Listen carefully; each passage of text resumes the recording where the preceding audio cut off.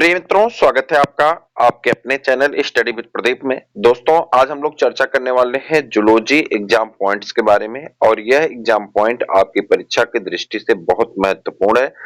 आज जिस पॉइंट्स में हम लोग चर्चा कर रहे हैं, क्रम नंबर में ये 7 आपको दिखाई पड़ रहा है, जो कि लेकिन हम लोग छोटे-छोटे सेगमेंट में किए हैं, तो ये 11वां खंड आज हम लोग चर्चा में शामिल करने चल रहे हैं। आपको बता दें कि TGT, PGT, GIC, KBS, DSSB, NBS, BPSC, railway, किसी भी प्रकार की एमपी, किसी भी प्रकार की अगर आप टीचिंग एग्जाम की तैयारी कर रहे हैं, जहां पे बायोलॉजी विषय आप में शामिल है, वहां के लिए अत्यंत महत्वपूर्ण सेगमेंट हम आपके बीच में लेकर के आए हैं एग्जाम पॉइंट्स। यह आपकी परीक्षा के लिए बहुत ही महत्वपूर्ण है और आपको इसका लाभ हर वक्त एग्जाम में मिलता रहेगा।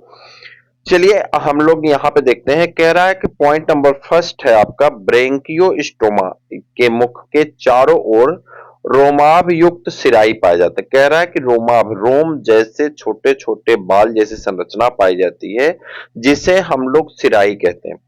सिराई एक प्रकार का संवेदी अंग होता है। तो पूछा जाता है कि सिराई किसका जो है संवेदी अंग है, तो आप कहेंगे ब्रेंकियोस्टोमा का संवेदी अंग होता है तथा इनके रोमाभ जल धारा उत्पन्न करने का कार्य करता है।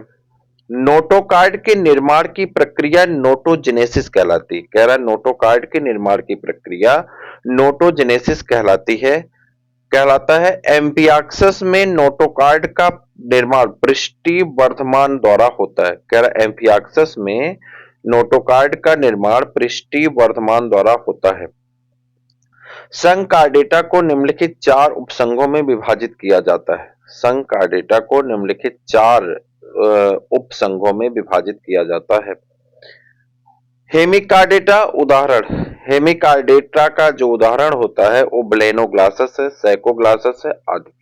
जबकि वहीं पे यूरोकार्डेटा का जो एग्जाम्पल होता है वो हर्डमानिया होता है, पायरोसोमा होता है, मोलगुला होता है और आदि। और इसके बाद इधर आते हैं तो कह रहा है कि जो है सिफेलोकार्डेटा का जो उदाहरण होता है ब्रेंकियोस्टोमा होता है या एम्फियाक्सिस होता है। कशेरुकी में मत्स्य आते हैं, उभयचर आते हैं, सरीसृप आते हैं, पक्षी आते हैं और स्तनधारी आदि आते हैं। इस प्रकार एम्फियाक्सिस उपसंघ सिफेलोकार्डेटा के अंतर्गत आता है। ये समुद्र में स्वतंत्र या मिट्टी में धसे एकाकी होते हैं। इनका शरीर छोटा, पार्श्वों में चपटा, मछली जैसा होता है। तंत्रिका रज्जु यौन नोटोकार्ड इनके शरीर की पूरी लंबाई में आजीवन उपस्थित होते हैं। इनके अग्रभाग में ओरल हुड उपस्थित होता है। जल में तैरने के लिए इनमें पखने पाए जाते हैं। व्हील आर्गन एम्फियाक्सिस की मुख गुहा की छत और किनारों पर पाई जाने वाली एक विशेष उपकला है। कह रहा है व्हील आर्गन एम्फियाक्सिस की मुख गुहा की छत और किनारों पर पाई जाने वाली एक विशेष उपकला है। इसकी कोशिकाएं लंबी और कसाबकी होती हैं। इसे मूलर का अंग भी कहा जाता है। कह रहा है व्हील आर्गन को मूलर का अंग भी कहा जाता है। इसका कार्य घुले हुए पदार्थों की मुख की तरफ संवहन करना होता है। कार्डेटा संघ के उपसमूह एक्रेनिएटा के उपसंघ, कह रहा है कार्डेटा समूह के उपसमूह के एक्रेनिएटा के उपसंघ सिफेलोकार्डेटा में वर्तमान में 2 वंश अस्तित्व में है, जिनमें ब्रेंकियोस्टोमा या एम्फियाक्सिस और दूसरा है एसिमेट्रॉन और एपिगोनिक्स। एम्फियाक्सिस वंश के अंतर्गत 23 जातियां तथा एसिमेट्रॉन के अंतर्गत 6 उप प्रजातियां सम्मिलित हैं। ये मछली सदृश जंतु हैं। इनमें कार्डेटा के लक्षण यथा जीवन पर्यंत नोटोकार्ड की उपस्थिति, पृष्ठीय नालवत तंत्रिका नली तथा ग्रसनी में क्लोम दरारें पाई जाती हैं। एम्फियाक्सिस की मांसपेशियां विशिष्ट मेटामेरिक विभाजन प्रदर्शित करती हैं। इनमें वी आकार के मांसपेशी खंड पाए जाते हैं, जिसे मायोटोम्स कहते हैं। इनकी संख्या लगभग 60 से 62 होती है। पायरोसोम कार्डेटा संघ के उपसंघ यूरोकार्डेटा का एक समुद्री जंतु है। यह प्रकाश उत्सर्जित करता है, अतः यह एक जैव प्रदीप्त जंतु होता है। ब्लेनोग्लासस को सामान्यतः जिह्वा कृमि कहते हैं। ब्लेनोग्लासस को सामान्य तौर पे जिह्वा कृमि कहते हैं। इसका शरीर 3 भागों में बंटा होता है, शुंड, कालर और धड़।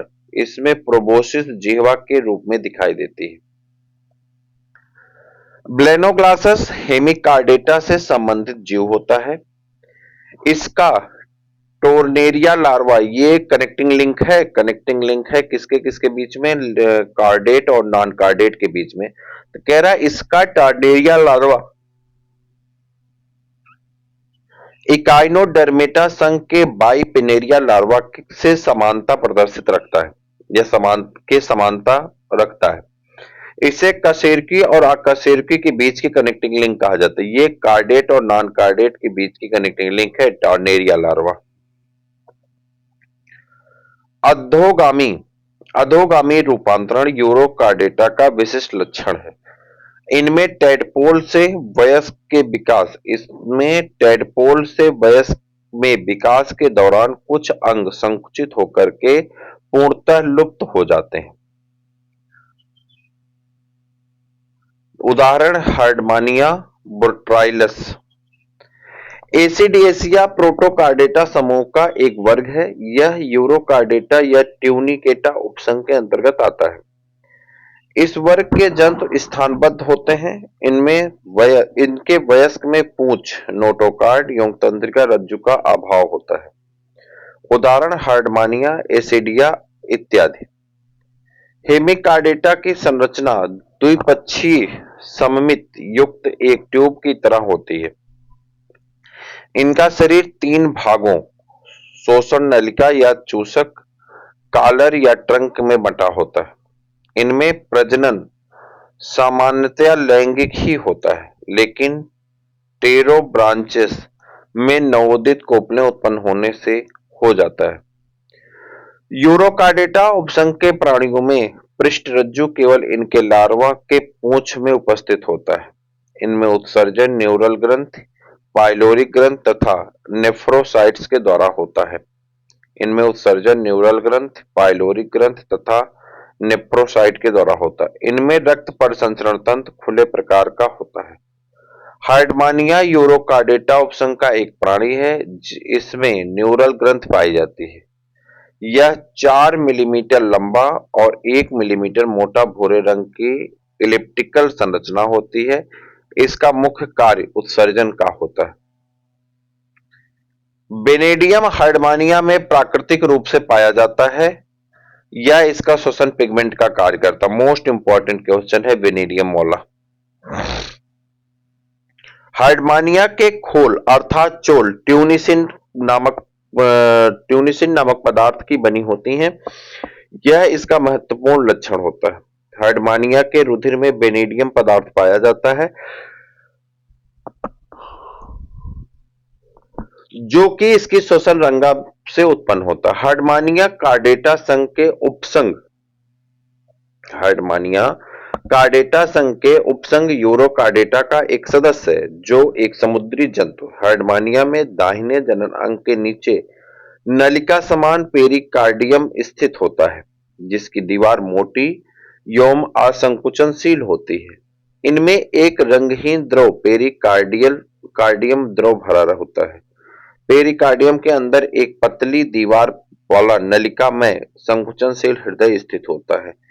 इनकी मांसपेशियां स्थिरित होती हैं। कई धड़कनों के लिए हृदय का संकुचन होता है, जो तरंग के रूप में एक सिरे से दूसरे सिरे की ओर गुजरता है। तत्पश्चात एक अंतराल के बाद संकुचन पुनः पैदा हो जाता है, जो तरंग के रूप में विपरीत दिशा की ओर बढ़ता है। इस प्रकार रक्त परिसंचरण का ऐसा अनोखा उदाहरण जंतु जगत में किसी भी अन्य सदस्य में नहीं पाया जाता है।